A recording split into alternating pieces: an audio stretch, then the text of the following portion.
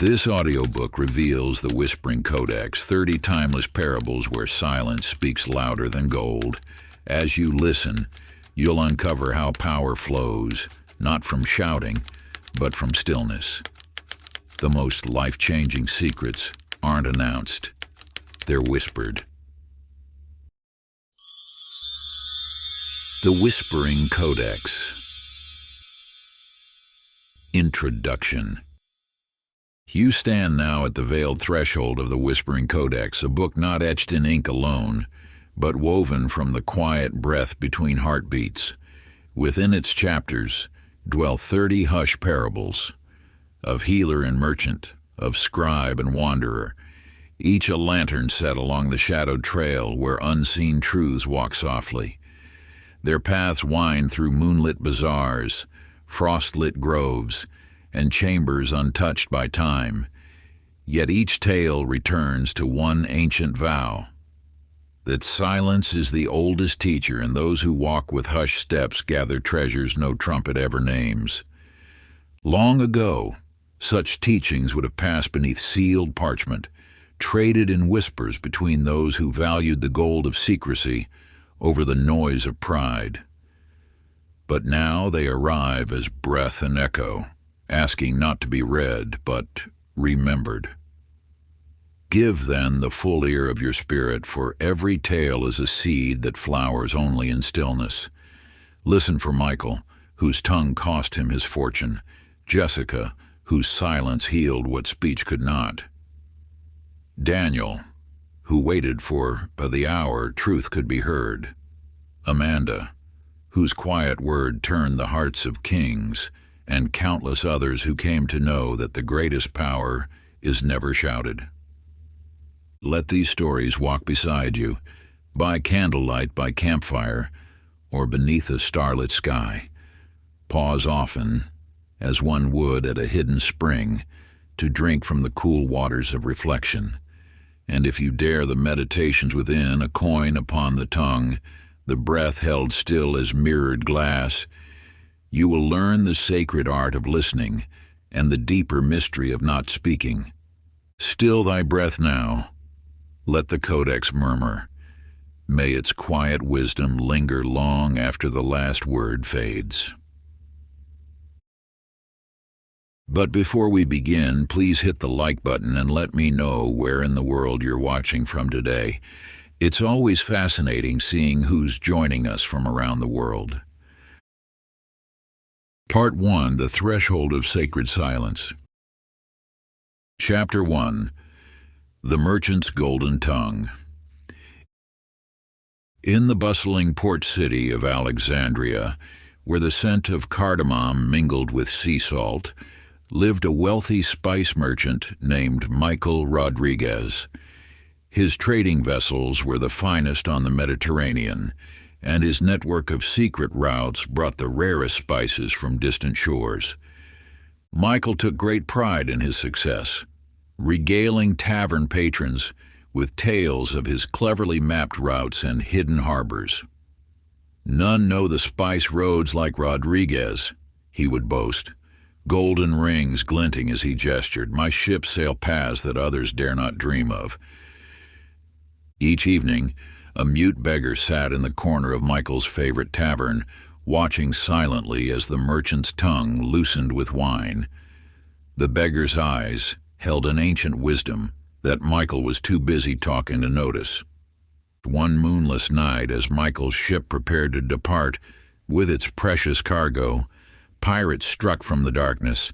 They knew exactly where to wait, exactly when to strike. His secret routes, it seemed, had not remained secret. Returning to empty warehouses and mounting debts, Michael found the mute beggar waiting at his door. The beggar pulled out a small writing tablet and scratched these words in the dust. "The sweetest honey draws the most flies, the loudest merchant draws the sharpest knives."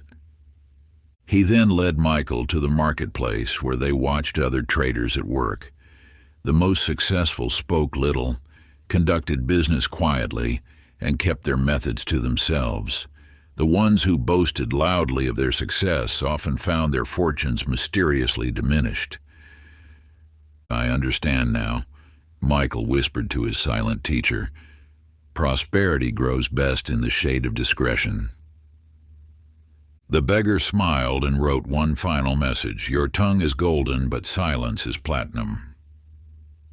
From that day forward, Michael Rodriguez became known as the quietest merchant in Alexandria. His new fortune grew far larger than his first, protected by the strength of his silence. Remember this, dear seeker. Your success contains the seeds of its own destruction when proclaimed too proudly. The universe conspires to humble loose tongues and rewards those who guard their wisdom. Practice this ancient merchant's meditation. Sit comfortably and place a small coin on your tongue.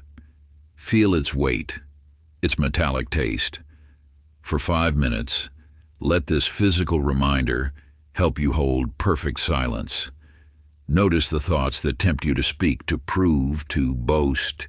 Let them pass like ships on the horizon. With daily practice, you will develop the discipline of the prosperous, knowing when to speak, when to whisper, and when silence is worth more than gold.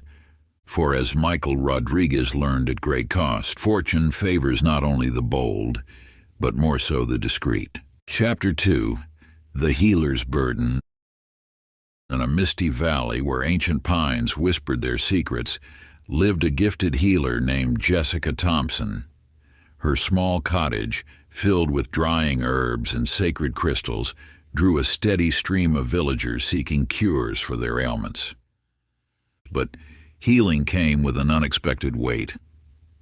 As Jessica treated her patients, they shared not just their physical pains, but their deepest secrets, forbidden loves, hidden shames, desperate fears. Soon her mind became a vessel overflowing with others' stories, and she found herself unable to sleep, haunted by the weight of carrying so many untold tales. Perhaps sharing these burdens would lighten my load, she thought, considering confiding in the village priestess. But before she could act, an ancient woman appeared at her door one moonlit night. The elder's silver hair seemed to glow with its own light as she said, I sense you drowning in others' waters, young healer. Jessica's eyes filled with tears. How can I hold so many secrets without breaking? The elder led her to a nearby sacred pool, its surface mirror-smooth in the darkness. She dropped a single pebble, and they watched the ripples disturb the perfect reflection of the stars. See how one small disturbance shatters the sky's reflection? The elder asked. So too does loose talk disturb the delicate surface of healing. But watch. They waited in silence as the ripples gradually stilled until the pool once again perfectly reflected the heavens above. The power of healing lies not in stirring waters, but in becoming still enough to reflect truth, the elder taught. When people share their secrets, they seek not an echo, but a sacred space that can hold their truth without rippling. Jessica understood. Her role was not to carry stories or spread them, but to be like the pool, still, deep, and able to hold everything while reflecting only light. From that day forward, Jessica Thompson became known as the Silent Healer. People said her presence itself became medicine, her quiet understanding more potent than any herb. The secrets shared in her cottage dissolved like morning mist, leaving only healing in their wake. Remember this, truth seeker, the highest service is not in speaking wisdom, but in becoming a vessel pure enough to hold it. Practice this sacred silence, find a quiet place, and imagine yourself as a still pool. As thoughts and stories arise, neither cling to them nor push them away. Simply observe how they settle on their own when not disturbed by judgment or reaction. Practice this daily, and you will develop the healer's gift, the ability to hold space so pure that truth can reflect itself. For as Jessica Thompson discovered in Perfect Stillness, healing happens by itself. Chapter 3, The Scribe's Dilemma. In the gilded halls of ancient Persepolis, where whispers echoed through marble corridors like restless spirits, served a court scribe named Daniel Sullivan. His reed pen captured every proclamation, every judgment, and every secret that passed through the royal chambers. Daniel's gift went beyond mere transcription. His keen eye noticed patterns others missed.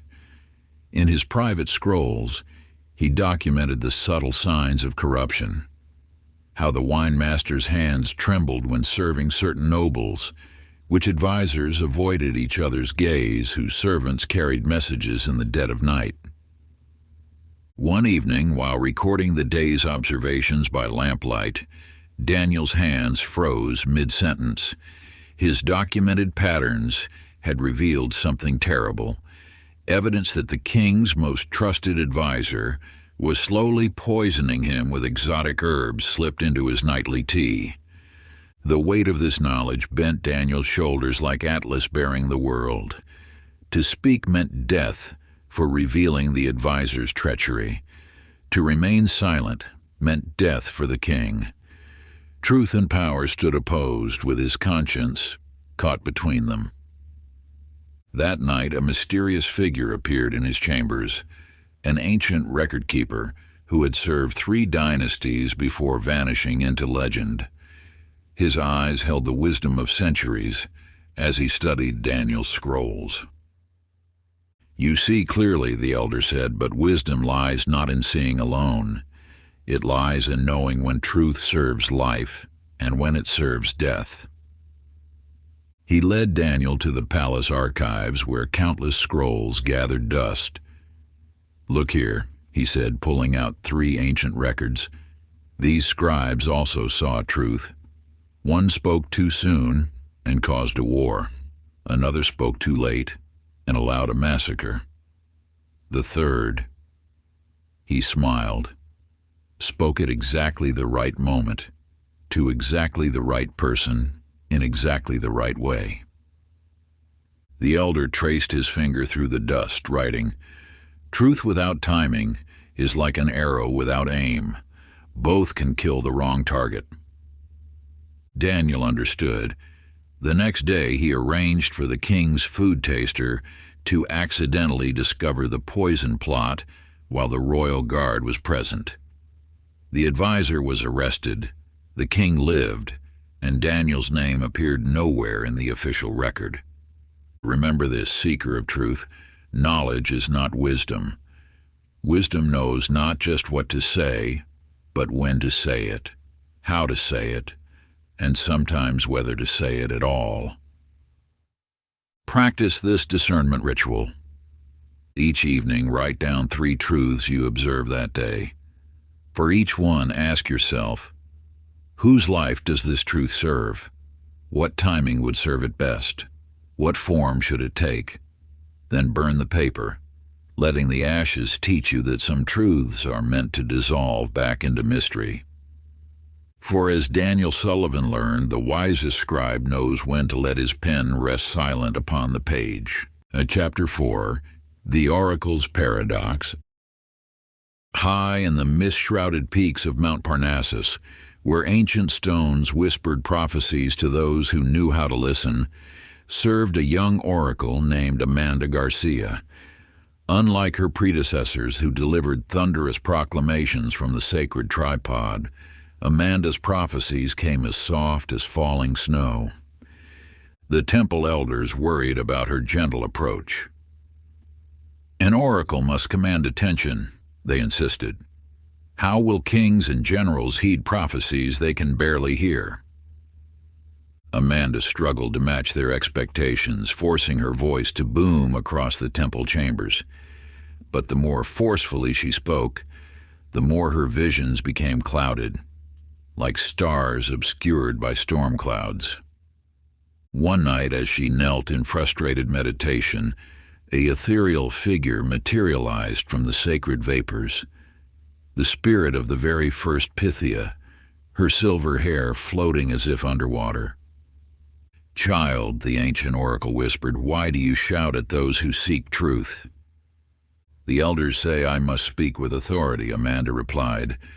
The spirit gestured to the temple's eternal flame. "Watch," she breathed. The flame danced, casting shadows that spoke more eloquently than words. Does fire need to roar to prove its power? Does wisdom need to shout to prove its worth? She guided Amanda to the sacred spring where the prophetic vapors rose. True prophecy comes not from the mouth, but from the space between breaths. The gods whisper because mortals are deaf to thunder. The Spirit taught Amanda to enter the silence between thoughts, where divine wisdom flowed like underground streams. Let your words rise like incense, subtle, yet penetrating deeper than any shout. From that day forward, Amanda Garcia became known as the Whispering Oracle. Those seeking wisdom had to lean in close, their own minds growing quiet to hear her soft pronouncements. And in that shared silence, her prophecies proved more accurate than any before. Kings learned to leave their guards outside and kneel beside her to hear truth's gentle voice. Generals set aside their weapons, finding more power in her whispered guidance than in battle cries. Remember this, seeker, divine wisdom needs no volume to prove its worth. The quieter you become, the more the universe speaks through you. Practice this oracle silence and sit before a candle flame. As the flame flickers, quiet your thoughts until you can hear its silent song. Practice until you can distinguish between your voice and the voice of wisdom that whispers beneath your thoughts. For as Amanda Garcia discovered, the deepest truths come not as thunder from above, but as ripples in the still pond of silence. Chapter 5: The Fisherman's Net. Along the misty shores of an ancient lake where water-worn stones held memories of countless tides, lived a humble fisherman named Joshua Walker.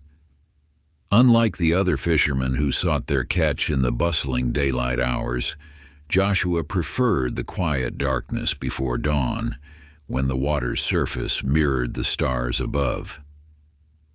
One such morning, as his small boat drifted silently through the pre-dawn fog, Joshua heard voices carrying across the water. Hidden by the mist, he observed two nobles in a nearby vessel, speaking of their plot to poison the city's water supply and blame the neighboring kingdom to incite war. The knowledge settled in his gut like a stone. Every face he saw in the marketplace now carried new weight. These were the people whose lives hung in the balance of what he had heard. The secret filled his nets alongside the fish, growing heavier with each passing day. Unable to sleep, Joshua sought counsel from Old Way, a mysterious figure who lived in a cave by the shore and was said to have once been the emperor's master of spies. The ancient man sat surrounded by odd containers, some sealed with a wax, others with intricate locks, and some appearing completely ordinary. "See these vessels," Old Way said, lifting a simple clay jar. "Each holds different waters. Some are pure mountain springs, others deadly poison, yet they look the same from outside." He placed the jar back among its identical twins. "Knowledge is like water, young fisherman. It can sustain life or bring death. The vessel that holds it determines its power." Joshua watched as Old Way poured water between containers of different shapes. Some vessels trap and stagnate, others purify. The wisest vessel, he demonstrated with a specially crafted bowl, releases its contents only when and where it should flow. Understanding dawned like the sun through morning mist. Joshua arranged for a trusted palace guard to be fishing nearby, when the nobles met again to discuss their plot. The conspiracy was uncovered, but Joshua's name never appeared in any record of the event. Remember this, Seeker. Not all nets are meant for fish. Sometimes we catch knowledge that must be handled with the same care as we would handle water in the desert, precious yet dangerous if misused. Practice this water-gazing meditation. Find a still pool of water at dawn or dusk. Watch how it reflects both light and shadow without preference. Notice how it holds all images, yet remains unchanged by them. Learn from the water how to hold knowledge, reflecting what needs to be seen while remaining pure and undisturbed in your depths. For as Joshua Walker discovered, the wise fisherman knows that some catches must be released back into the mystery from which they came. Chapter 6, The Blacksmiths Forge. In the shadow of an ancient volcano, where Earth's molten heart still whispered through steam vents and heated springs, worked a master blacksmith named Sarah Mitchell. Her forge was said to burn hotter than any other, though few noticed it was not the flames alone that gave her steel its legendary strength. Sarah understood metal's secret language, how it sang different notes at varying temperatures, how it whispered its readiness to be shaped, but more importantly, she knew when to keep silent about the mysteries her forge revealed. Her apprentice, young Thomas Hayes, lacked such discretion. While delivering swords to the noble houses, he enjoyed sharing gossip he overheard at Sarah's forge, which lords commissioned weapons in secret, which ladies requested unusual items, what the metal revealed about their true intentions.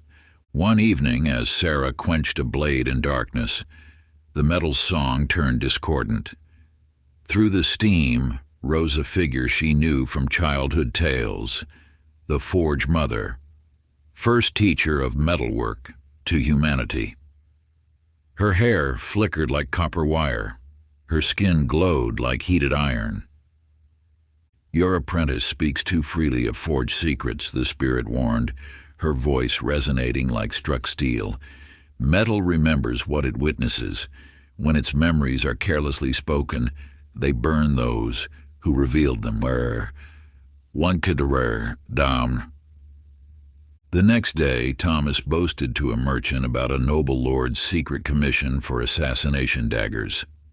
By nightfall, dark figures sought the apprentice, hoping to silence the source of dangerous knowledge. Sarah found him trembling in the coal shed.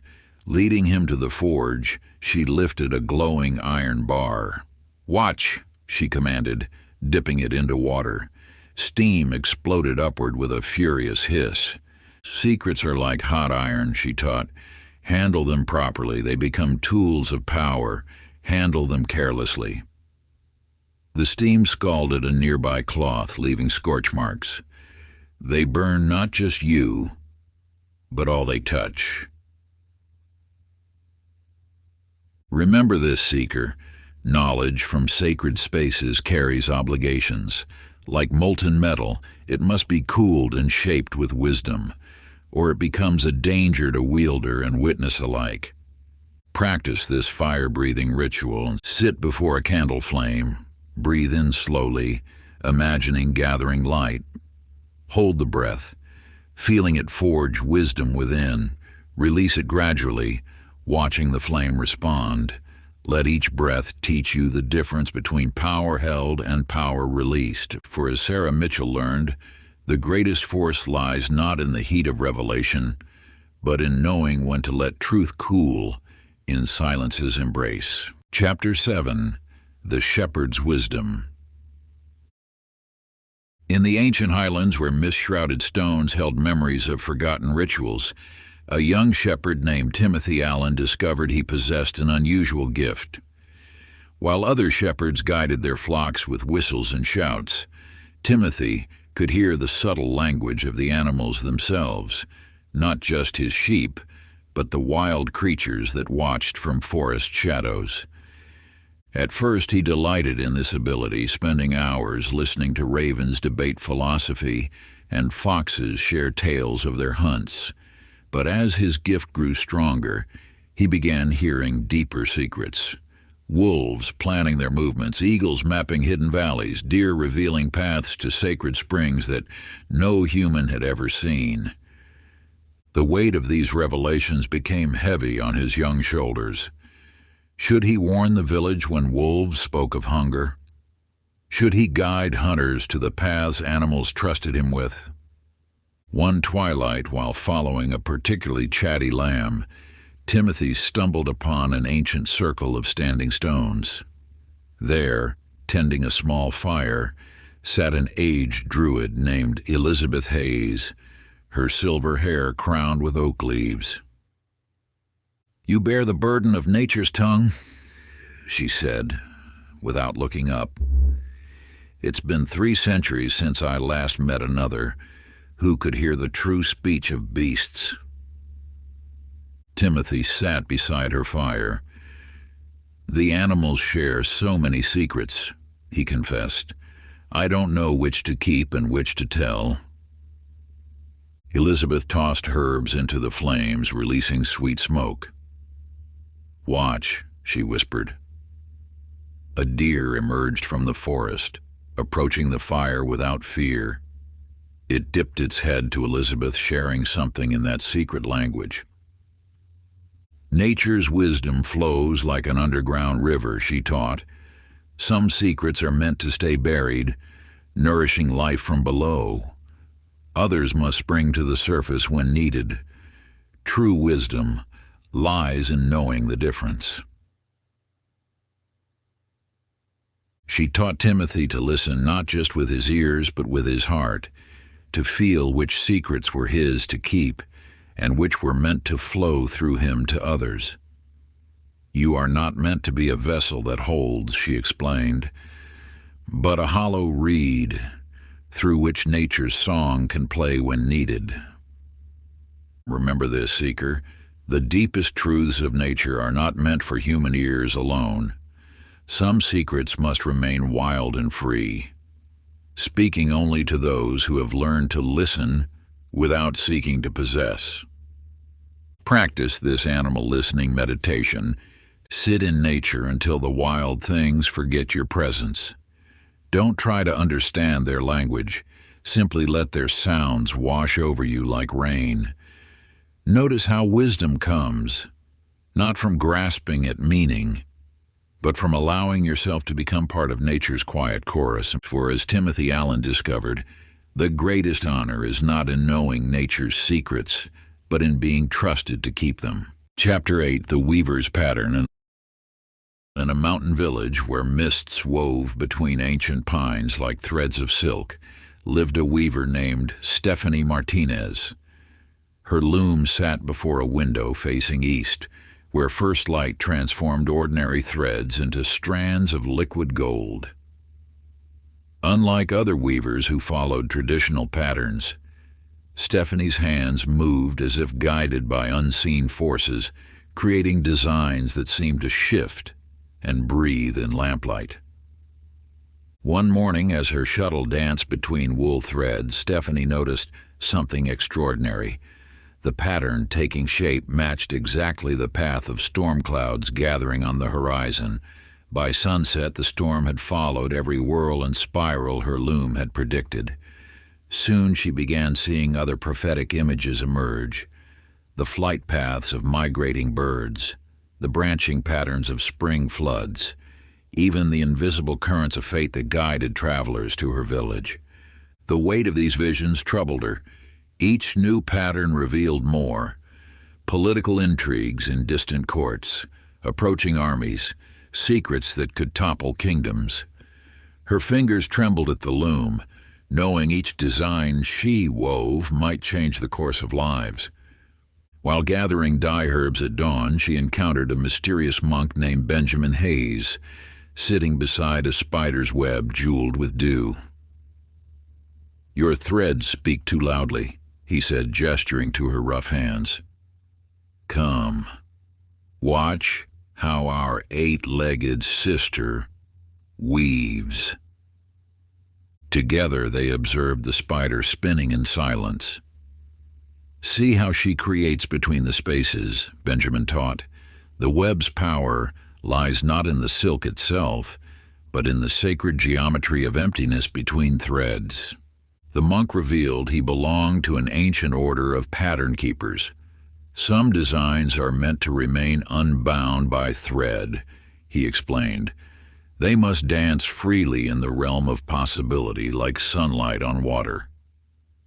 True mastery lies not in capturing every vision, but in knowing which patterns to weave and which to let float away, like morning mist.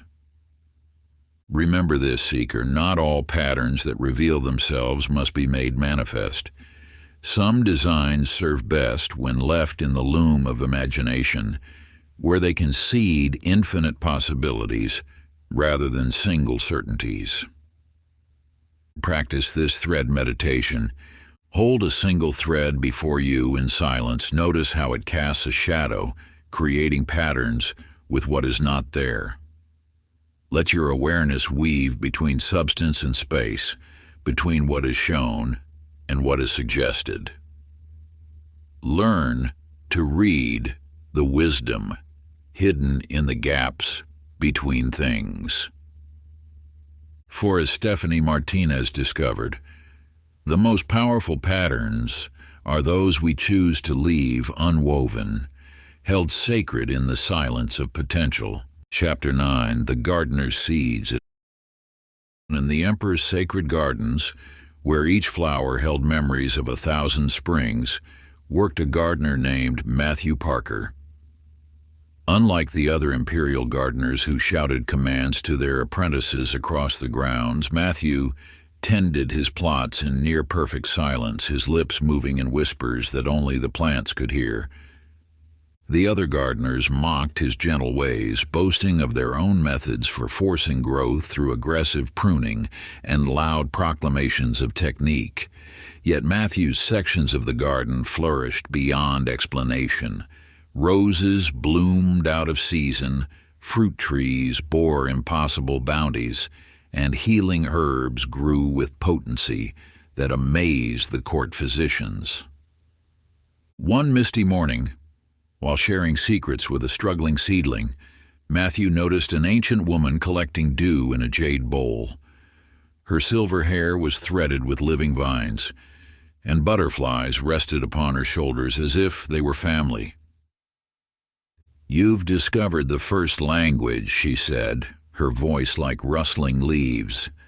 "I am Catherine Hayes, keeper of the original garden, where all growing things remember when humans spoke their tongue." She dipped her fingers in the dew, touching them to Matthew's lips. Suddenly, he could hear the plants with perfect clarity, not just their needs and natures, but the ancient wisdom they had gathered through millennia of silent observation. "The plants remember every word ever spoken in anger or love," Catherine taught. "They drink in our intentions like sunlight. Shouts are like harsh storms that make them curl inward. Whispers are like gentle rain that invites them to grow." She showed him how different plants responded to various tones, how roses opened to poetry, how herbs grew stronger when thanked, how trees reached toward songs of praise. But their deepest wisdom, she revealed, comes only in silence, when we learn to listen rather than speak. Remember this, seeker. The natural world holds libraries of knowledge in its leaves and roots, but this wisdom reveals itself only to those who approach with reverence rather than demand. Practice this plant whispering ritual. Sit before a growing thing until your heartbeat matches its subtle swaying. When your breath becomes as soft as morning dew, whisper your deepest truth to its leaves. Notice how it responds not to your words, but to the intention carrying them. Learn to speak the language of gentle growth, for as Matthew Parker discovered, the most powerful gardening happens not through commanding nature's force, but through becoming quiet enough to join its ancient dance. Chapter 10, The Scholar's Library. In the candlelit depths of an ancient library carved into living stone, where scrolls held breath older than empires, worked a devoted scholar named Nicole Adams. Unlike other academics who hoarded knowledge like misers clutching coins, Nicole approached each text with reverence, understanding that some wisdom demanded silence to reveal its depths. One night, while organizing a collection of mysterious texts that seemed to hum with their own inner light, she discovered a blank book bound in opalescent leather. As she touched its cover, golden script began flowing across its chapters, not written by any earthly hand, but emerging from the paper itself, like dawn spreading across the sky. To her amazement, the book wrote itself differently for each person who opened it. For those who boasted of seeking knowledge, its chapters remained stubbornly blank. But for those who approached with quiet wisdom, it revealed secrets that made the stars themselves lean closer to listen. While contemplating this mystery, Nicole encountered a peculiar librarian named Raymond Hayes, whose robe seemed woven from shadows and lamplight. "You've found the codex of unspoken truths," he whispered, his voice carrying the dust of centuries. "It writes only what must remain sacred." "But how can knowledge serve if kept secret?" Nicole asked, watching golden letters dance across the page. Raymond gestured to the vast library around them. "Some truths are like delicate flowers that bloom only in darkness," he explained. "Expose them too quickly to harsh light, and they wither before their essence can be understood." He showed her how certain scrolls change their text when read aloud, how some volumes could only be understood in perfect silence, how the deepest mysteries wrote themselves in invisible ink upon the reader's heart rather than the page. True wisdom, Raymond taught, knows when to speak and when to hold sacred silence. Some knowledge must be protected not from others, but for others, kept safe until the proper moment of revelation. Remember this, seeker, not all that is learned must be taught. Some discoveries are seeds that must be held in the dark earth of silence before they can grow into understanding. Practice this guardian meditation. Hold a cherished truth in your heart without speaking it aloud. Feel how it grows stronger in the soil of silence. Notice how wisdom deepens when held sacred rather than scattered like seeds on stony ground. For as Nicole Adams discovered, the greatest libraries are not those filled with countless books, but those that preserve the precious silences between what is known and what must remain mysterious. Part 2, Parables for the Quiet Soul. Chapter 11, The Mapmakers Territory. In a mist-shrouded valley where ancient trade routes crossed like whispers in the night, lived a cartographer named Robert Chen. Unlike other mapmakers who prided themselves on detailed renderings of every mountain and stream, Robert was known for the maps he refused to draw. His workshop contained no ordinary maps, but rather curious documents covered in cryptic symbols, spiraling patterns that seemed to chart the movement of dreams, delicate lines that traced the paths of autumn winds, and strange markers noting places where the veil between worlds grew thin. One evening, as Robert contemplated how to map an impossible crossroads where time itself seemed to fold, a hooded figure appeared at his door. "I am Anthony Hayes of the Invisible Guild," the stranger whispered him. "Those who guard the territories too sacred for parchment." The visitor produced a blank scroll that shimmered like moonlight on water. As Robert watched, landscapes appeared and disappeared on its surface. Hidden valleys that existed between heartbeats, mountain passes that open only during eclipses, and forests that walked under starlight. Some territories resist being captured, Anthony taught, unrolling another scroll that seemed to contain moving shadows. The moment you fix them with ink, they shift like sand in an hourglass. The truest maps are those we carry in our bones. He showed Robert how certain landscapes could only be navigated by forgetting everything about them, how some destinations existed solely in the space between thoughts, and how the most precious routes revealed themselves only to those wise enough not to mark them. Your greatest service, Anthony explained, is not in showing others where to go, but in helping them understand which paths must remain unmapped. For in this world of endless charting and measuring, some territories must remain wild and free. Remember this, Seeker. Not all paths that can be walked should be marked. Some journeys are meant to be discovered anew by each traveler, their way lit only by the compass of the heart. Practice this cartographer's meditation. Close your eyes and imagine a blank map of your inner landscape. Instead of drawing borders, feel the territories that exist between definition. Notice how wisdom flows most freely through the spaces you leave unmarked. For as Robert Chen discovered, the most valuable maps are those we keep undrawn, preserving the sacred mysteries that guide us home to ourselves. Chapter 12, The Musician's Silent Song.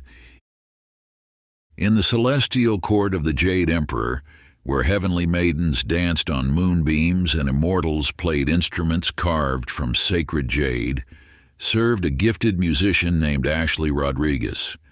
Unlike other court musicians who competed to fill the air with elaborate melodies, Ashley was known for the songs she never played. Her most powerful compositions remained locked within her heart, written in a mysterious notation that disappeared if anyone but her tried to read it. While others performed grandly for earthly acclaim, she would sit motionless, with her guqin, fingers hovering above the strings, playing symphonies that only spirits could hear. One night, as Ashley contemplated a melody too profound to give voice, a mysterious figure emerged from the shadows between sound waves. "I am Helen Hayes, guardian of the unsung," she said, her voice resonating like crystal bowls. "You've discovered that the most powerful music exists in the space between notes." Helen produced an instrument made of living light, its strings woven from starlight and silence. When she moved her hands above it without touching the strings, Ashley heard music that made her soul weep, compositions that could never exist in physical sound. The greatest musicians, Helen taught, are those who understand that some songs are too sacred for human ears. They exist only in the realm of pure potential, where music and silence dance as one. She showed Ashley how certain melodies could heal wounds if left unplayed, how some harmonies maintained the balance of nature only when held in the heart, and how the most transformative symphonies were those that remained forever potential, never manifested.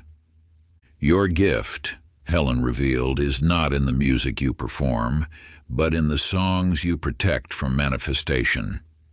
For in this world of endless noise, some melodies must remain in the sacred silence of possibility. Remember this, Seeker. Not all music is meant to be heard with mortal ears. The most powerful songs are those that play in the sacred chamber of the heart, where silence and sound are one.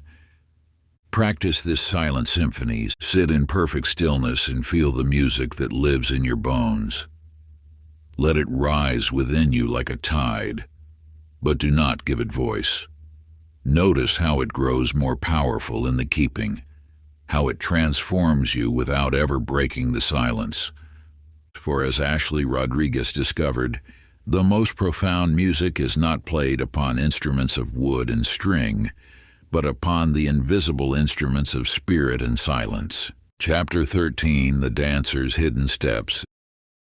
In the shadow of an ancient temple, where sacred flames never ceased burning, lived a dancer named Jennifer Lopez.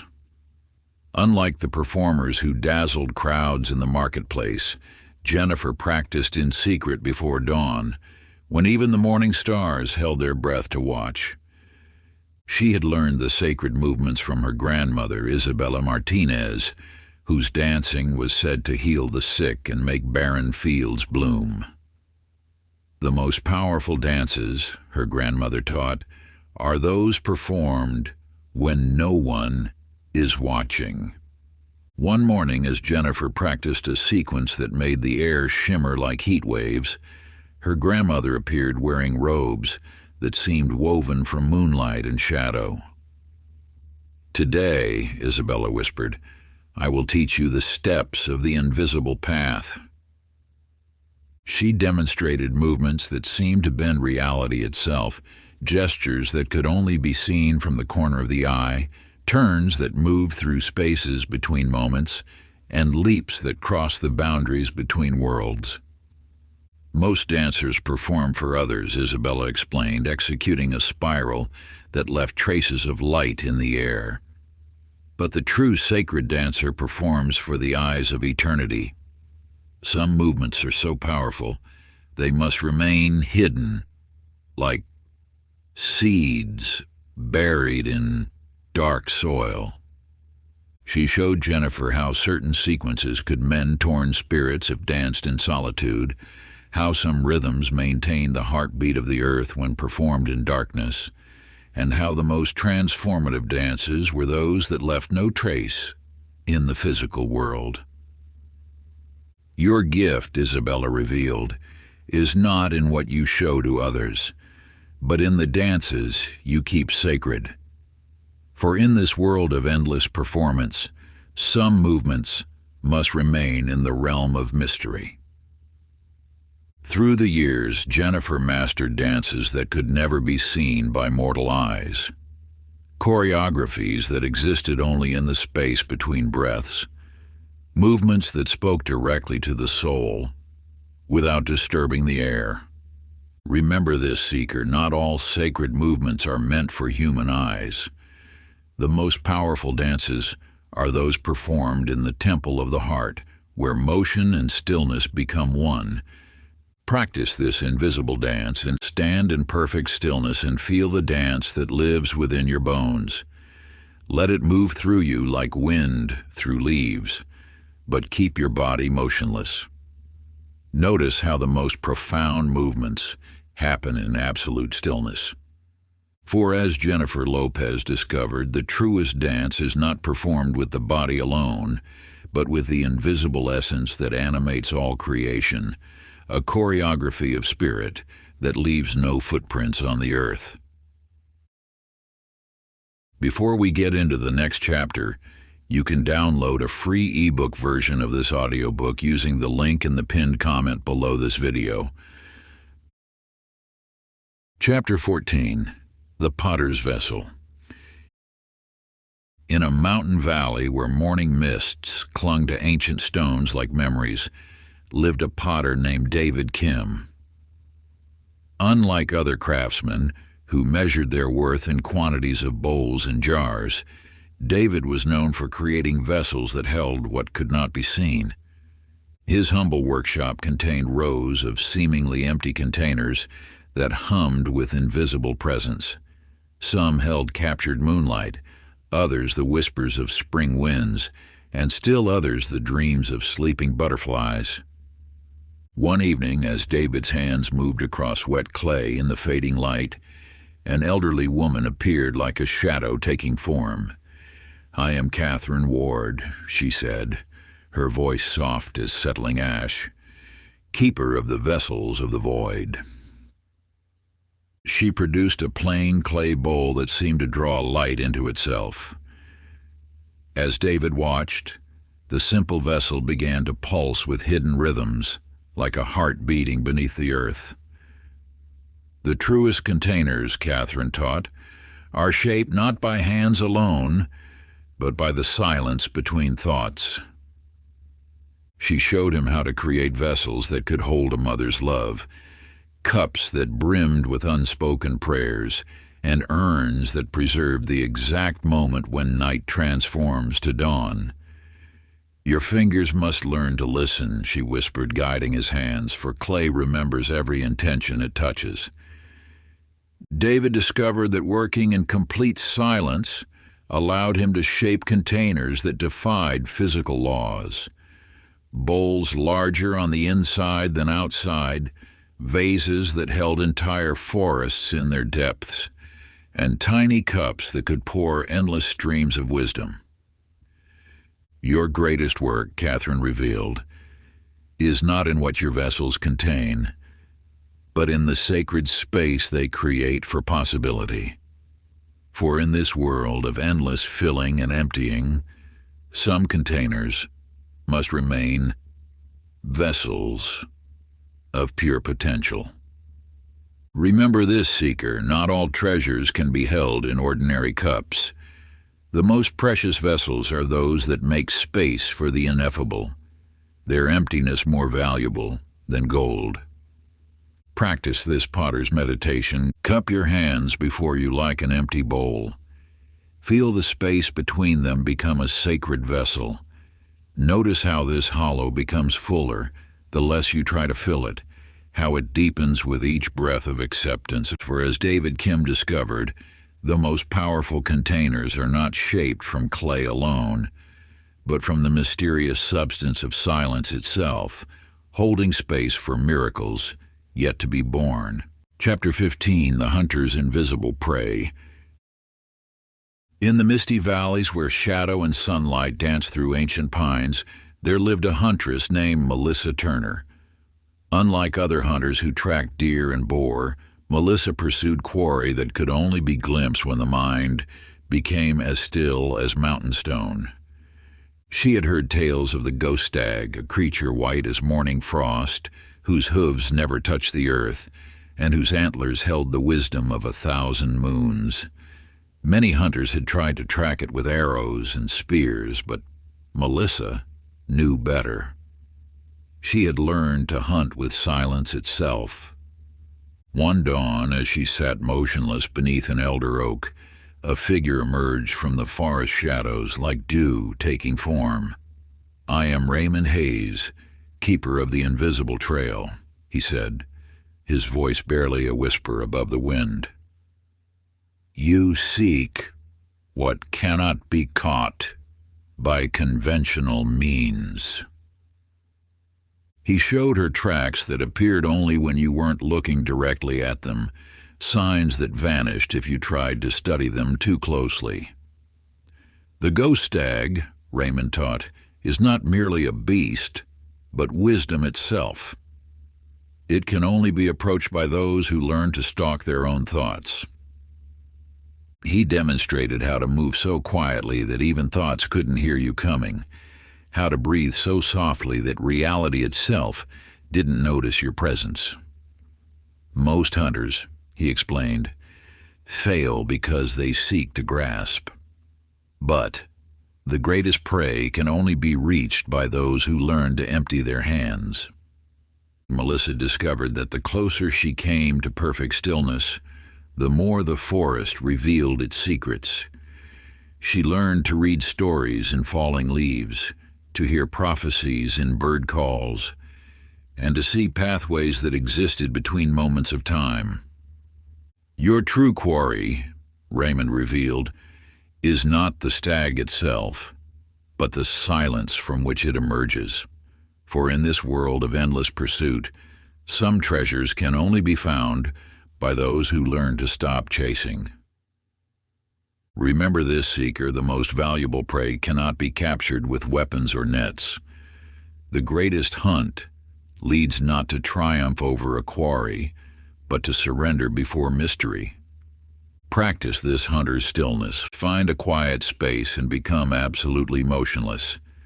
Let your breath grow so subtle it disappears. Notice how the more still you become, the more the invisible world reveals itself to you. For as Melissa Turner discovered, The truest hunting happens not in forests of wood and leaf, but in the boundless wilderness of consciousness, where silence itself becomes both hunter and prey. Chapter 16, The Baker's Secret Recipe. In a village where dawn arrived first in all the kingdom, there lived a baker named Brian McCarthy. Unlike other bakers who measured their worth in coins and praise, Brian created loaves that nourished more than just the body. His small bakery between ancient olive trees filled the morning air with aromas that made weary travelers weep with remembered joy. One night, as the moon hung full as a rising loaf, an elderly woman appeared at his door. Her clothes were dusted with flour that seemed to glow. "I am Eleanor Foster," she said, her voice warm as fresh bread. "Guardian of the Sacred Hearth." She produced a small cloth-wrapped bundle that hummed with hidden power. Inside was a recipe written on parchment that seemed to shift under Brian's gaze. "This bread," Eleanor explained, "feeds the invisible hunger that all souls carry." The recipe called for ingredients Brian had never imagined. A cup of morning silence, 3 measures of moonlight filtered through olive leaves, the sound of birds taking flight, and hope kneaded into every fold. True nourishment, Eleanor taught, comes not from what we put into the dough, but from the sacred intention we hold while baking.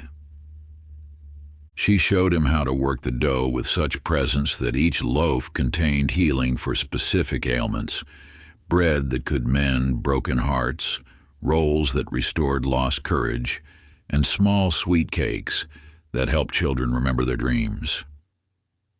"The secret," Eleanor whispered as she shaped a loaf with hands that left trails of starlight, "is that you must bake as if feeding the divine itself. Each loaf should be created in such perfect silence that you can hear the wheat remembering its time in the field." Brian learned to bake in the depths of night when the village slept and even the crickets held their song. His bread began to carry messages of comfort that could never be spoken in words, wisdom that could only be tasted, and blessings that melted on the tongue like morning dew. Remember this, seeker. The most powerful nourishment cannot be measured in common scales.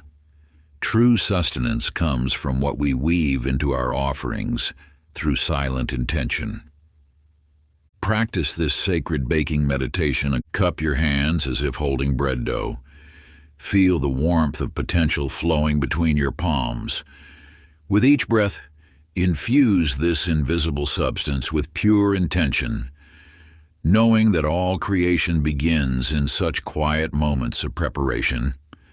For as Brian McCarthy discovered, the most transformative food is cooked not in ordinary ovens, but in the sacred hearth of the heart, where everyday ingredients become vessels for divine nourishment. Chapter 17, The Jeweler's Hidden Gem. In a city where light danced differently through the air, lived a jeweler named Rachel Stevens.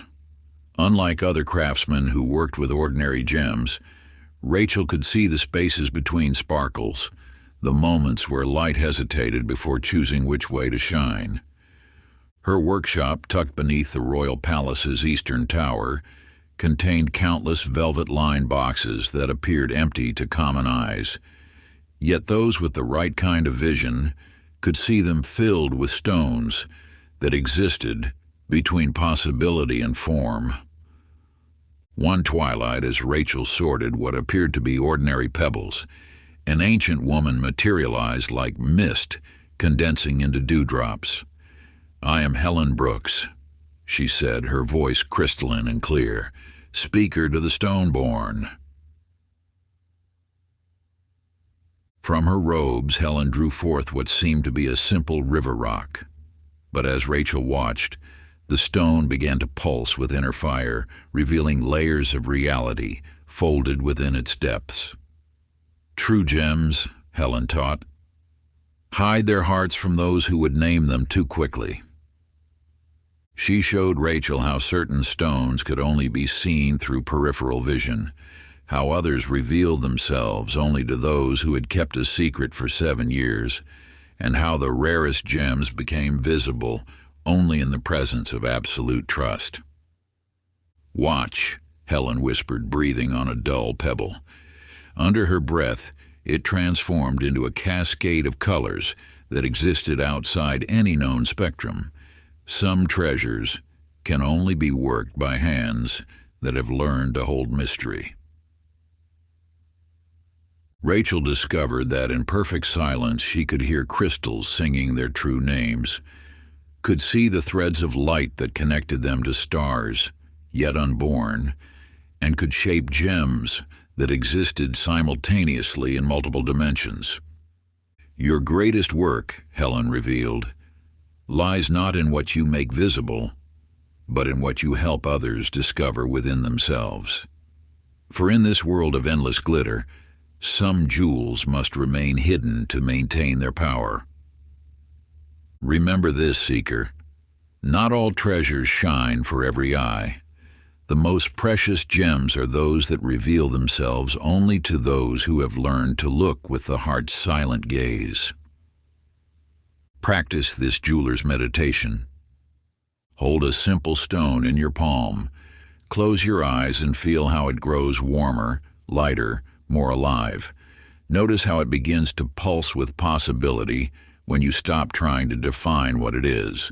For as Rachel Stevens discovered, the truest gems are not found in mines or markets, but in the sacred space between seeing and knowing, where silence itself crystallizes into wonder. Chapter 18. The Sailor's Uncharted Waters. In the age when stars still whispered their secrets to those who knew how to listen, there lived a navigator named Kevin O'Brien. Unlike other sailors who charted courses by common stars, Kevin could read the spaces between the winds, where ancient currents carried whispers of islands that appeared on no mortal maps. His vessel, the Twilight Whisper, was said to move like thought itself across the waves. Those who sailed with him noticed how he would stand perfectly still at the helm, head tilted as if listening to voices in the breeze that others couldn't hear. One night, as phosphorescent waves painted the sea with living light, a figure emerged from the ocean mists, walking across the water as if it were solid ground. "I am Catherine Ward," she said, her voice flowing like liquid moonlight. "Keeper of the hidden harbors." She drew patterns in the air with her finger, leaving trails of ghostly light that revealed the secret language of wind and wave. "True navigation," Catherine taught, "requires learning to read what cannot be written in any chart." She showed Kevin how certain winds carried memories of lost civilizations, how others sang of shores that existed between dreams and waking, and how the rarest breezes could guide a worthy vessel to ports that manifested only during the pause between one breath and the next. "Watch," Catherine whispered, touching the surface of the sea. The water stilled into a mirror that reflected not the sky above, but landscapes from other realms. Some destinations can only be reached by those who learn to sail on silence itself. Kevin discovered that in perfect stillness, he could feel the pulse of ancient tides, could read stories written in sea foam, and could navigate through corridors of possibility that existed in the spaces where map edges blurred. "Your true journey," Catherine revealed, "lies not in reaching hidden shores, but in becoming the still point around which all waters turn. For in this ocean of endless movement, some harbors appear only to those who have learned to anchor themselves in mystery. Remember this, seeker, not all voyages follow charted routes. The most precious destinations are those that can only be found by those who have learned to navigate by the compass of the heart. Practice this sailor's stillness. Stand facing any breeze, however slight. Close your eyes and feel how the wind carries messages when you cease trying to translate them into words. Notice how it reveals directions that exist beyond mere north and south. For as Kevin O'Brien discovered, the truest journeys happen not on any physical sea, but on the sacred waters of consciousness, where silence itself becomes both vessel and shore. Chapter 19. The Storyteller's Untold Tale. In the days when words still held their first magic, there lived a storyteller named Amy Phillips. Unlike other tale weavers who spoke of kings and battles, Amy knew a story so powerful it could reshape the fabric of reality itself. A story that had chosen her as its keeper. Her small cottage sat at the crossroads where twilight lingered longest, its walls lined with scrolls that appeared blank to all eyes but hers. Those who visited spoke of hearing whispers from empty corners, as if untold stories rustled their chapters in the dark. One evening, as shadows danced like puppet plays on her walls, a figure stepped through her doorway, trailing threads of starlight. "I am Ruth Henderson," she said, her voice echoing with 1,000 unspoken tales. "Guardian of the stories that must never be told." From her sleeve, Ruth drew forth what appeared to be an empty book bound in night-black leather. But as Amy watched, golden letters swirled across its surface, forming and dissolving like dreams at dawn. "Some stories," Ruth taught her, "are too powerful to be spoken aloud. They must instead be lived within the heart." She showed Amy how certain tales could alter the course of rivers if whispered near water, how others could wake ancient powers if told under full moons, and how the most potent stories could reshape kingdoms if released at precisely the wrong moment. "Observe," Ruth whispered, opening the empty book. Above its chapters, scenes played out in mist, possibilities that would solidify into reality if given voice. The most powerful stories are those we choose to keep in the realm of pure potential. Amy learned to recognize tales that hummed with destiny, to feel the weight of narratives that could topple thrones or raise new ones, and to cradle stories that existed in multiple versions simultaneously, each waiting for the right moment to become real. "Your greatest gift," Ruth revealed, "lies not in the stories you tell, but in those you protect from premature telling. For in this world of endless chatter, some tales must remain unspoken to preserve their power." Remember this, seeker, not every story yearns to be told.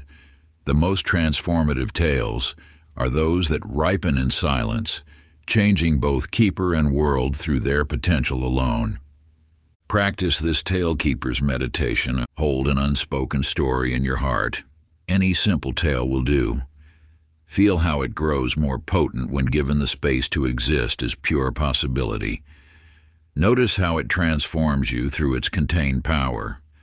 For as Amy Phillips discovered, the truest stories are not those which fall from lips, but those which dance eternal in the sacred space between speaking and silence, where all possibilities remain alive. Chapter 20. The Herbalist's Invisible Medicine. In the mist-veiled valleys where ancient forests whispered their secrets, lived an herbalist named Stephen Wright. Unlike other healers who gathered common herbs, Stephen could perceive the luminous threads that connected plants to the ailments of the soul. His medicine hut between grandmother trees contained shelves of seemingly empty clay pots, yet those with awakened senses could detect subtle fragrances that brought tears of remembrance or laughter of forgotten joy. One dawn, as Stephen sorted through dew-kissed leaves, a figure emerged from between the trees, her form shifting like shadows beneath leaves. "I am Sandra Foster," she said, her voice carrying the scent of 1,000-year flowers. "Speaker for the green ones." From her cloak, Sandra drew forth what appeared to be ordinary grass, but as Stephen watched, the blades began to pulse with emerald light, revealing patterns of healing that existed beyond physical form. True medicine, Sandra taught, grows in the spaces between what we see and what we are. She showed Stephen how certain plants could heal grief that had been carried for generations, how others could restore memories of wholeness that existed before words, and how the rarest herbs could only be gathered in moments of perfect presence. "Observe," Sandra whispered, breathing on a simple dandelion. The flower transformed into a constellation of light, each seed containing a different type of silence. Some remedies can only be administered through stillness itself. Stephen discovered that when he ceased naming plants, he could feel their true nature, how mint remembered joy, how sage carried wisdom, and how roses held the pattern of love's first awakening. His healing became not about prescribing, but about creating spaces where people could remember their own wholeness. Your deepest medicine, Sandra revealed, lies not in what you give, but in how you help others receive. For in this world of endless remedies, some healing happens only in the presence of sacred attention. Remember this, seeker. Not all medicine comes in visible forms. The most powerful healing emerges when we learn to hold space for nature's silent wisdom to work through us. Practice this herbalist communion. Sit with any living plant. Close your eyes and feel how it shares its essence when you stop trying to name its purpose. Notice how healing flows naturally when you become still enough to receive. For as Stephen Wright discovered, the truest medicine grows not in any physical garden, but in the sacred space between presence and perception, where silence itself becomes the healing. Part 3, the practice of inner stillness. Chapter 21, the architect's blueprint of silencer. The age when stones still remembered their songs, there lived an architect named Heather Campbell. Unlike other builders who worked only with physical materials, Heather could see the luminous geometries that connected this world to others, drawing buildings that existed simultaneously in multiple realms. Her workshop, perched at the edge of a crystal canyon, contained scrolls that appeared blank to most eyes, but those with a gift could see how her designs shimmered with sacred patterns that folded space itself into dwelling places for both body and soul. One twilight, as Heather traced patterns in the dust, a figure stepped through one of her unbuilt doorways. "I am Elizabeth Gray," she said, her form shifting between angles that shouldn't exist, keeper of the eternal forms. From empty air, Elizabeth drew forth what seemed to be a transparent crystal cube. But as Heather watched, the cube unfolded into impossible shapes, revealing architecture that existed beyond the limits of ordinary space. True building, Elizabeth taught, happens first in the realm of pure possibility.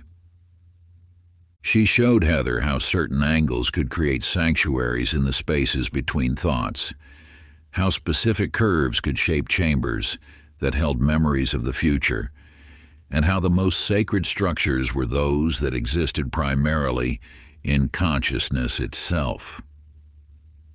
"Watch," Elizabeth whispered, touching a nearby wall. The stone became translucent, revealing layers of reality nested within each other like dreams within dreams. Some dwellings can only be entered through the doorway of silent awareness.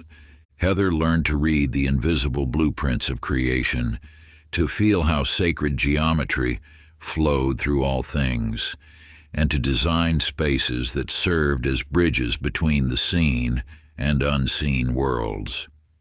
Her greatest works were those that appeared simplest to ordinary eyes while containing entire universes within their subtle dimensions. "Your true craft," Elizabeth revealed, "lies not in what you build with stone, but in how you shape the architecture of consciousness itself. For in this world of endless forms, some structures can only be realized through the mathematics of silence. Remember this, Seeker, not all buildings rise from earthly foundations. The most profound architectures are those that emerge when we learn to construct with awareness itself. Practice this builder's visualization, close your eyes and sense the geometric patterns that underlie all creation. Feel how sacred forms emerge naturally when you allow your consciousness to become the blueprint. Notice how space itself responds to the architecture of your attention. For as Heather Campbell discovered, the truest buildings arise not from physical plans, but from the sacred geometries of consciousness, where silence itself becomes both foundation and spire. Chapter 22. The Astronomer's Dark Stars. In the era when stars still whispered their ancient names, there lived an astronomer named Justin Evans. Unlike other sky watchers who mapped visible constellations, Justin had discovered something extraordinary: celestial bodies that could only be seen when not looking directly at them. His observatory, carved into a mountain peak where Earth met heaven, contained star charts that appeared empty at first glance. Yet in the corners of these maps, mysterious markings hinted at celestial bodies that danced between what was known and what was knowable. One moonless night, as Justin recorded the movement of shadows between stars, a figure emerged from the darkness itself. "I am Kenneth Hayes," he said, his robes rippling with points of light that mirrored the sky. "Keeper of the invisible constellations." From his sleeve, Kenneth drew forth what seemed to be a piece of pure darkness, but as Justin watched, pinpoints of anti-light began to shine within it, revealing stars that existed in the spaces between conventional sight. True celestial wisdom, Kenneth taught, lies not in what can be seen directly, but in what can only be perceived through the art of not looking. He showed Justin how certain stars influence the threads of fate, but vanished when observed with ordinary vision, how others reveal deeper truths only when glimpsed through half-closed eyes, and how the most powerful celestial bodies could only be known through their effect on the spaces around them. "Observe," Kenneth whispered, drawing a veil across the night sky. Where stars had been, new patterns emerged in the darkness between them, constellations of possibility that wrote destiny in invisible ink across the heavens. Some truths can only be read through the lens of surrender.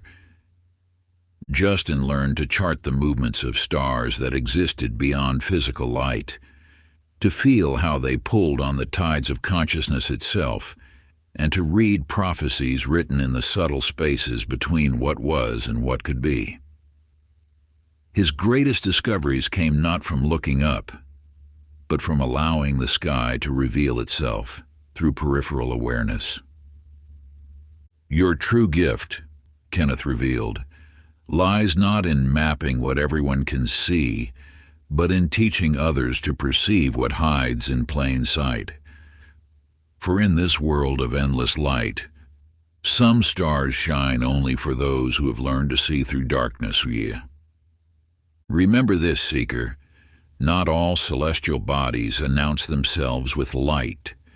The most profound influences move through the cosmos like silent currents, visible only to those who have learned to perceive through the art of indirect knowing. Practice this star reader's meditation. Gaze at the night sky, then slowly shift your attention to the spaces between the stars. Notice how new patterns emerge when you stop trying to see them directly. Feel how the darkness itself begins to speak in a language older than light. For as Justin Evans discovered, the truest stars shine not with visible light, but with the profound radiance of that which can only be known through the sacred art of seeing without looking.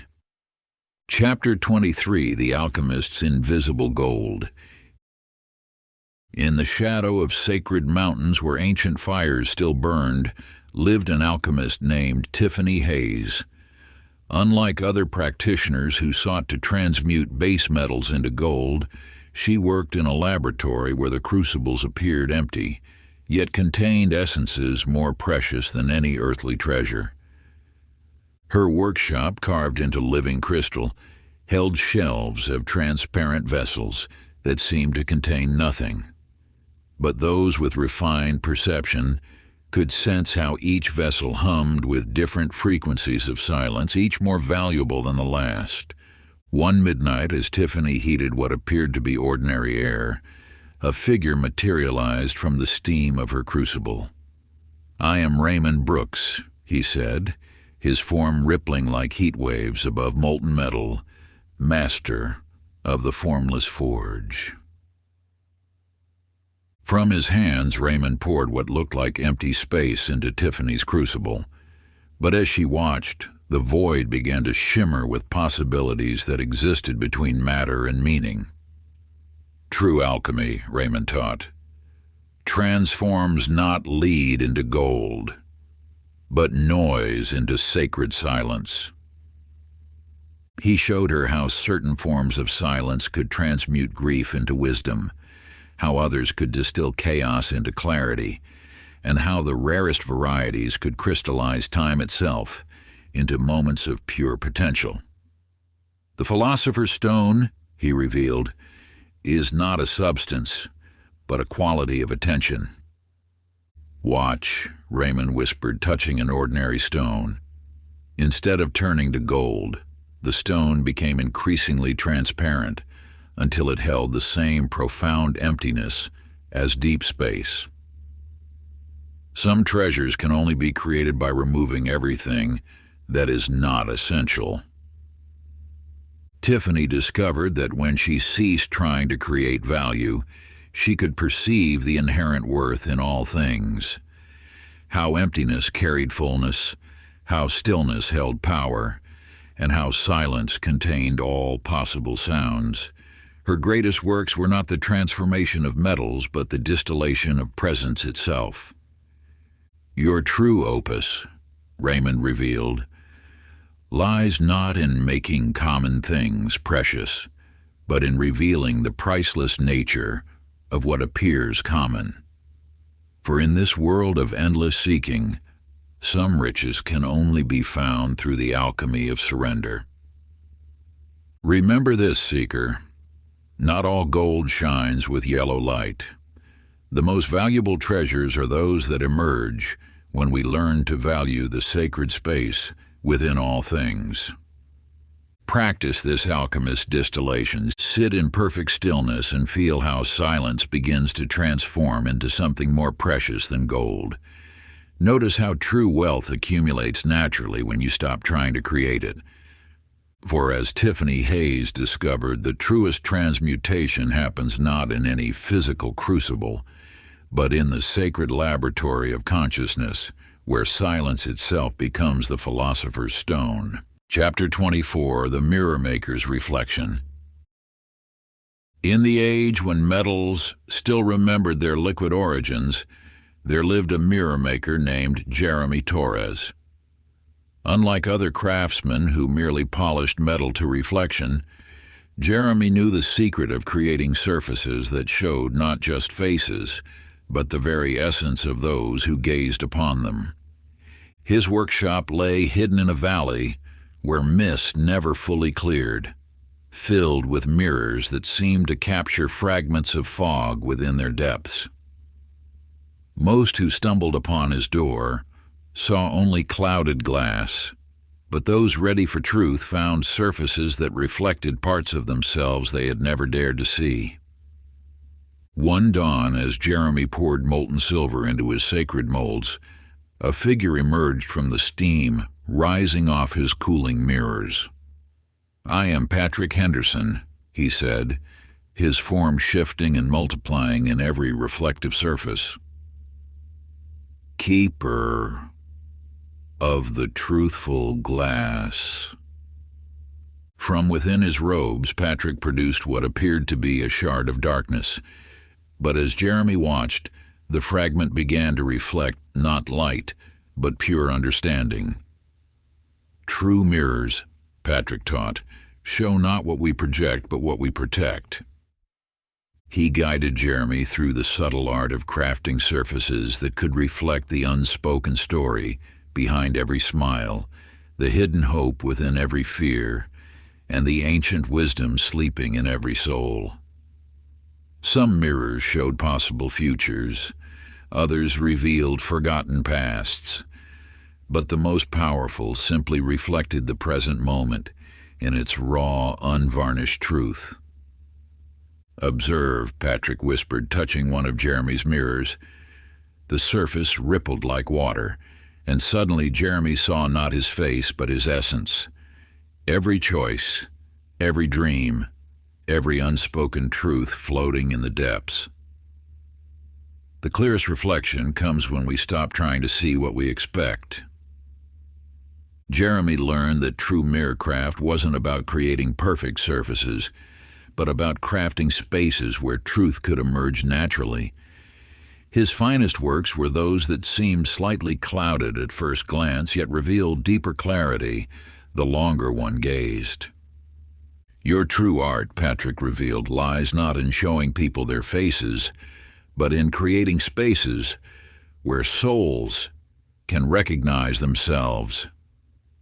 For in this world of endless appearances, some truths can only be seen when we stop trying to look.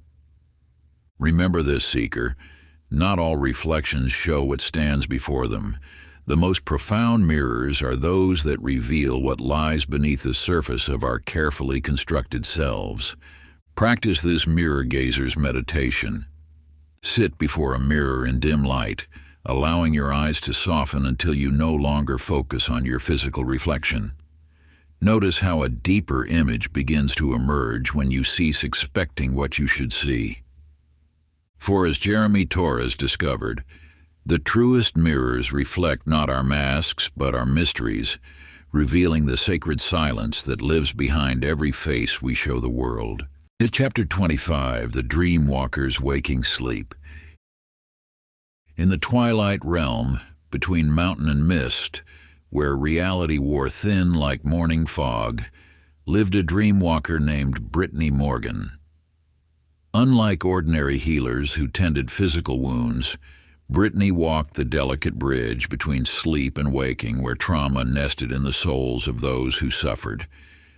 Her sanctuary existed in a cave whose walls shifted between solid stone and ethereal vapor. Those who sought her help would find themselves drifting in a space where consciousness flowed like water, neither fully asleep nor truly awake. One evening, as Brittany guided a troubled child through nightmares, a figure emerged from the cave's shadows. "I am Helen Rivera," she said, her form wavering between solid and translucent, "guardian of the liminal realms." From her hands, Helen released what appeared to be dream smoke that coalesced into floating symbols. "True healing," she taught, "happens not in sleep or waking, but in the sacred space between, where reality is still fluid enough to reshape." She showed Brittany how certain traumas hide in the folds between thoughts, how fears nest in the shadows between breaths, and how some wounds can only be reached through the doorway of half-sleep. The deepest healing, Helen revealed, occurs when we learn to dance between states of being. "Watch," Helen whispered, touching a sleeping visitor's temple. The air around them became thick with unspoken stories, each one a thread that could be gently unwoven and rewoven into healing patterns. Some pain can only be transformed when consciousness becomes as gentle as morning mist. Brittany mastered the art of walking through others' dreams like a gentle breeze, disturbing nothing yet transforming everything. She learned to read the language of half-formed thoughts, to hear the whispers of healing that existed between words, and to guide souls through their own shadows without leaving footprints. Your true gift, Helen revealed, lies not in changing dreams, but in helping others navigate the spaces where dreams and reality dance together. For in this world of rigid boundaries, some healing can only happen in the places where all things are possible. Remember this, Seeker. Not all medicine comes in solid form. The most profound healing occurs in the delicate space between what was and what could be. Practice this Dreamwalker's meditation. Lie in the space between sleep and waking when consciousness becomes fluid. Notice how thoughts and sensations flow like water, neither solid nor empty. Feel how healing emerges naturally in this liminal space. For as Brittany Morgan discovered, the truest transformation happens not in dreams alone, but in the sacred threshold where all states of being merge into one healing dance. Chapter 26, The Timekeeper's Eternal Moment. In an ancient temple carved from living crystal, where sundials cast shadows that moved in mysterious patterns, lived a timekeeper named Aaron Collins. Unlike ordinary clock watchers who merely counted hours, Aaron tended to the very fabric of time itself, maintaining the delicate rhythms between moments where eternity dwelled. His chamber sat atop the highest spire, filled with hourglasses that sometimes flowed sideways and water clocks that occasionally ran backward. Those who climbed the 1,000 steps to seek his wisdom often found themselves arriving before they had begun their journey. One timeless afternoon, as Aaron adjusted the flow of a particularly stubborn moment, a figure stepped out of a shadow that hadn't existed moments before. "I am Elizabeth Campbell," she said, her age shifting between young and old with each blink. "Mistress of the eternal now." From her robe, Elizabeth produced what appeared to be frozen light. But as Aaron watched, the ray began to pulse with the heartbeat of time itself. True timekeeping, she taught, is not about measuring moments, but about discovering the infinity that exists between them. She showed him how certain silences could stretch seconds into eons, how others could compress centuries into heartbeats, and how the rarest forms of stillness could allow one to step outside time entirely. The greatest mystery, Elizabeth revealed, is that eternity isn't endless time, but the complete absence of it. "Observe," Elizabeth whispered, touching an hourglass. Instead of sand flowing downward, the grains began dancing in patterns that told stories of all possible futures and pasts simultaneously. Some moments contain all moments if you know how to hold them properly.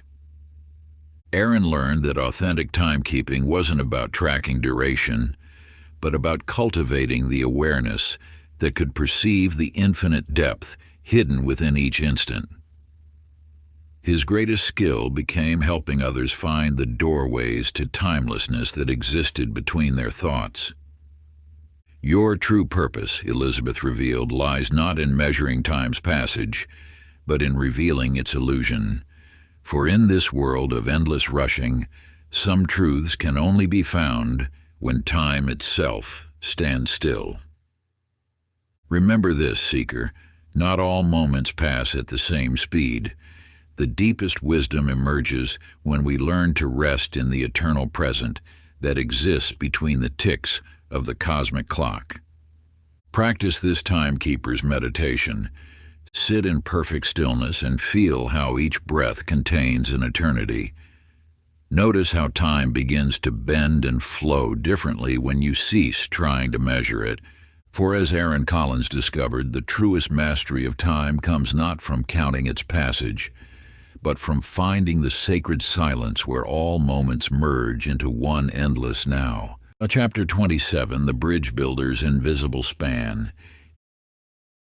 In the misty valleys where mountain peaks pierce the clouds, there lived a bridge builder named Samantha Reed. Unlike other engineers who worked only with stone and timber, Samantha possessed the rare ability to construct bridges between realms, spans that existed through intention rather than material. Her workshop was a curious sight, empty archways that seemed to lead nowhere, yet pilgrims who stepped through them with pure hearts would find themselves in places that existed between the known and unknown.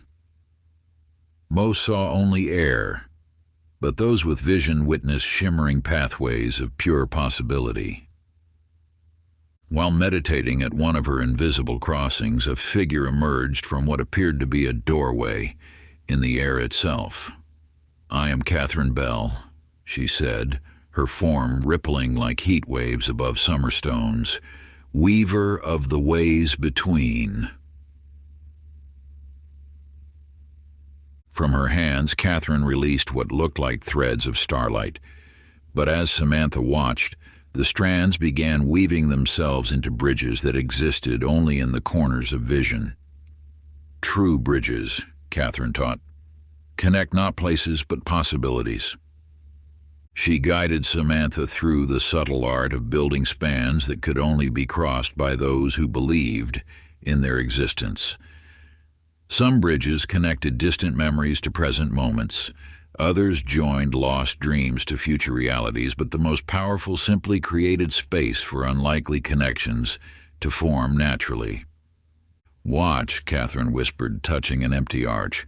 The air between its posts began to shimmer with potential, revealing countless paths that existed simultaneously. The strongest connections are those we create without forcing them into being. Samantha learned that authentic bridge building wasn't about constructing physical passages, but about holding space for connections to emerge organically. Her finest works were those that seemed to vanish when viewed directly, yet became solid beneath the feet of those who trusted their journey.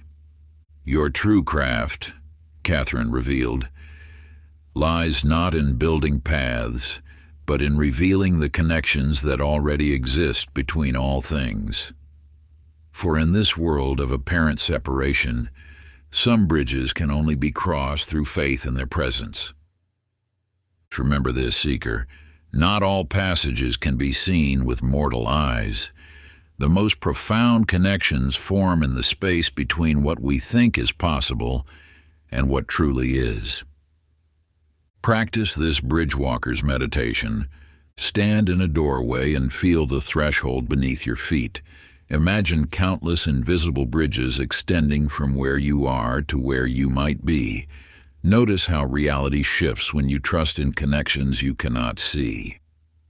For as Samantha Reed discovered, the truest bridges span not physical distances, but the sacred space between doubt and certainty, where all journeys become possible through the power of pure intention.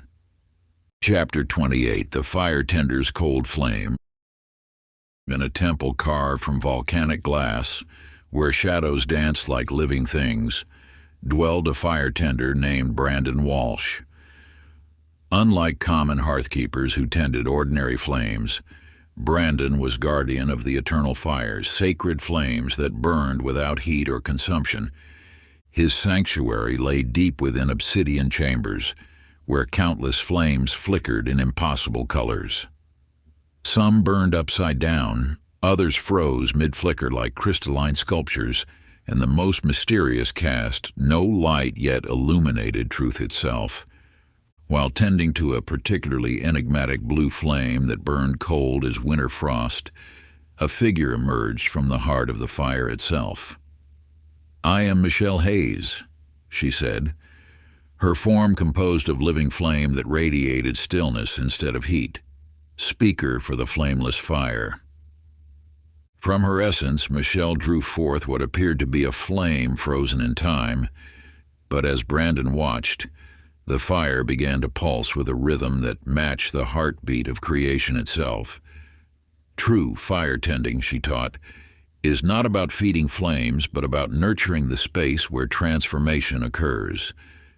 She showed him how certain fires could transmute thoughts without burning them, how others could illuminate darkness without casting shadows, and how the rarest flames could purify intention without destroying form. The greatest mystery, Michelle revealed, is that the most powerful fires are those that transform through stillness rather than consumption.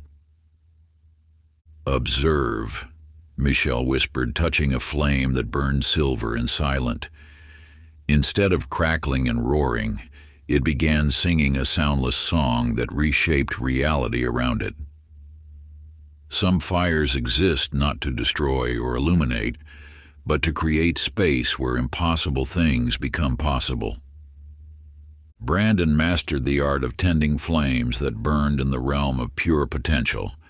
His greatest gift became helping others discover their inner cold fire, the transformative force that changes everything while consuming nothing. Your true purpose, Michelle revealed, lies not in keeping flames alive, but in showing others how to burn without being burned. For in this world of consuming fires, some transformations can only happen through the flame that does not destroy. Remember this, seeker, not all fires bring destruction. The deepest transformation comes from the flame that burns within the soul's silent spaces. Practice this fire tender's meditation. Sit before a candle and imagine its flame turning cold and still. Feel how transformation can occur through presence rather than consumption. Let your inner fire burn without burning. For as Brandon Walsh discovered, the truest flames are not those that consume the darkness, but those that transform it into light through the sacred art of flameless burning. Chapter 29, The Memory Keeper's Forgotten Wisdom. In a library built from living crystal that hummed with forgotten songs, there dwelled a memory keeper named Christina Murphy. Unlike ordinary archivists who preserve scrolls and tablets, Christina safeguarded memories that existed outside of time itself, fragments of wisdom too precious to be written down. Her sanctuary contained no books or parchments, only shimmering pools of liquid memory and crystalline chambers that held echoes of ancient knowing. Those who sought her wisdom often left remembering less than when they arrived, yet somehow understanding more. While tending to a particularly delicate memory pool that held the dreams of extinct butterflies, a figure emerged from the rippling surface. "I am Sandra Hayes," she said, her features shifting like reflections in disturbed water. "Guardian of the unremembered." From her essence, Sandra drew forth what appeared to be a drop of pure remembrance, but as Christina watched, the droplet began to sing with the voices of 1,000 forgotten tales. True memory keeping, she taught, is not about holding tight to knowledge, but learning how to let it go so it may preserve itself. She revealed how certain memories grew stronger through deliberate forgetting, how others could only be preserved by releasing them to the cosmic mind, and how the most sacred wisdom survived precisely because no one tried to remember it. The greatest mystery, Sandra shared, is that some truths can only be known by unknowing them. "Watch," Sandra whispered, touching a crystal that held the last sunset of a vanished world. Instead of showing images, it began weaving patterns of anti-memory, spaces where knowledge dwelled in the absence of remembering. Some wisdom survives only in the gaps between what we think we know Christina learned that authentic memory keeping wasn't about storing information, but about creating sacred spaces where knowledge could exist in its natural state, free from the constraints of human recall. Her greatest gift became helping others forget in ways that paradoxically preserve truth forever. Your true calling, Sandra revealed, lies not in remembering the past, but in protecting the eternal present, where all memory truly lives. For in this world of endless recording, some wisdom can only survive by remaining officially forgotten. Remember this, seeker, not all knowledge must be held. The deepest wisdom lives in the spaces between memory and forgetting. Practice this memory keeper's meditation. Sit in stillness and choose one precious memory. Instead of clutching it tight, release it completely. Notice how it returns transformed, carrying deeper truth in its surrender. For as Christina Murphy discovered, the truest preservation comes not from desperate remembering, but from the sacred art of letting wisdom remember itself through you. Chapter 30. The Gatekeeper's Open Door.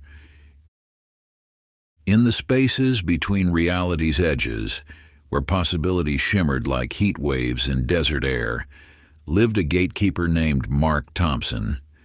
Unlike common doorkeepers who guarded physical entrances, Mark tended thresholds between dimensions, points where the fabric of existence grew thin enough to part.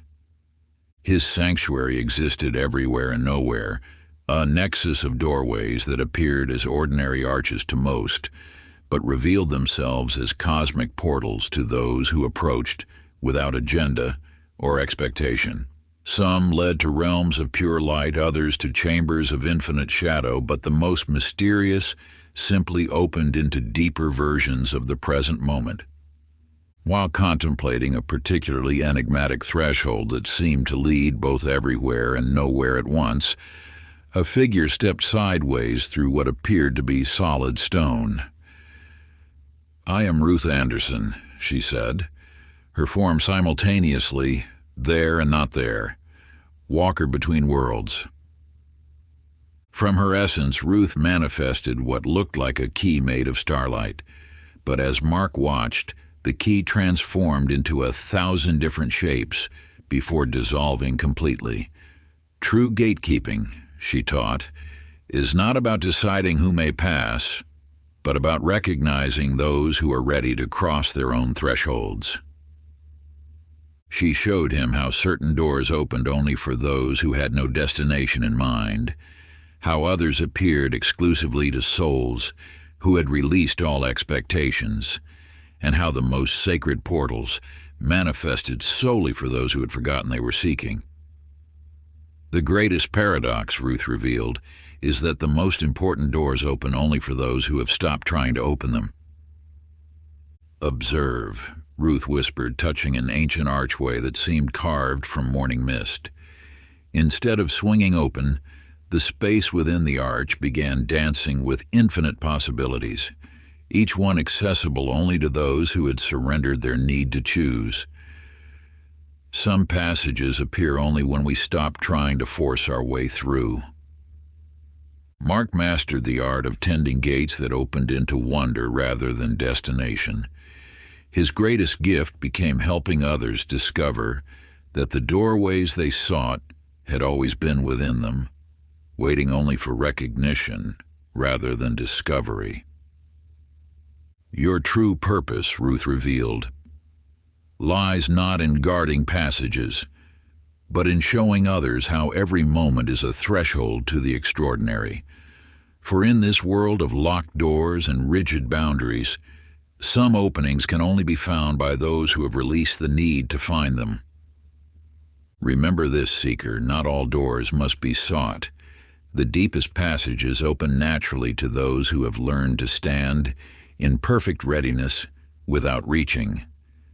Practice this gatekeeper's meditation, stand in simple awareness, and feel how every breath is a doorway. Notice how reality shifts when you release your grip on where you think you need to go. Let every moment become a threshold into wonder. For as Mark Thompson discovered, the truest portals are not those we strive to enter, but those that open naturally when we finally learn to stand in the perfect presence of our own being. If you enjoyed this audiobook, I created a free ebook version for you. You can download it using the link in the pinned comment. Conclusion. In the highest chamber of the mountain temple where reality's veil grew gossamer thin, the ancient keeper Christopher Martinez sat in contemplation. Unlike ordinary temple guardians who protected relics and scrolls, Christopher was custodian of something far more precious, the spaces between spoken truths where the deepest wisdom dwells.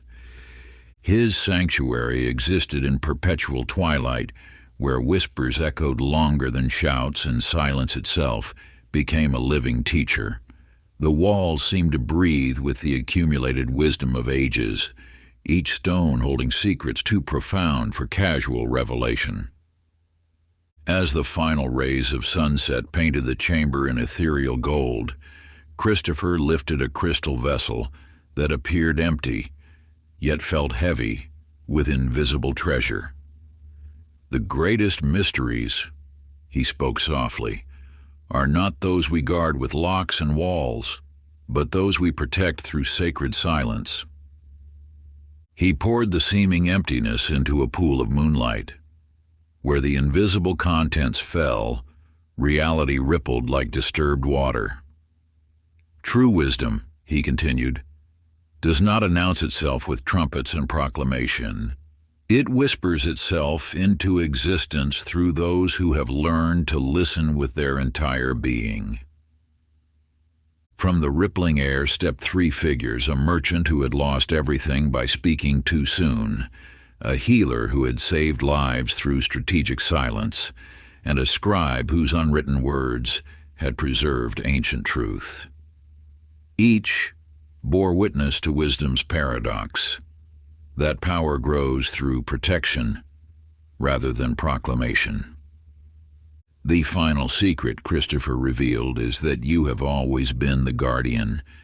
Every choice to keep silence when others would speak, every moment of witnessing without judgment, every breath of conscious presence so wed, these are the acts that preserve wisdom's flame. He showed how certain truths grow stronger through selective sharing, how others flourish only in the soil of silence, and how the most precious revelations survive precisely because they remain unspoken. For in this age of endless noise, he taught, sacred silence becomes the highest form of preservation. Remember this, keeper of mysteries, you are not just a reader of ancient wisdom, but a living vessel of its continuation.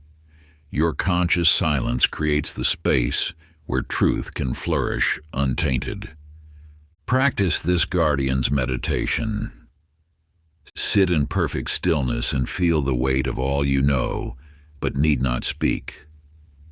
Notice how wisdom deepens when held in sacred trust rather than casual conversation. Let your presence become the sanctuary where truth can safely dwell. For as Christopher Martinez revealed, the deepest mysteries are not those we strive to uncover, but those we learn to protect through the sacred art of knowing when to whisper and when to keep silent. In your wisdom-keeping lies the preservation of eternal truth.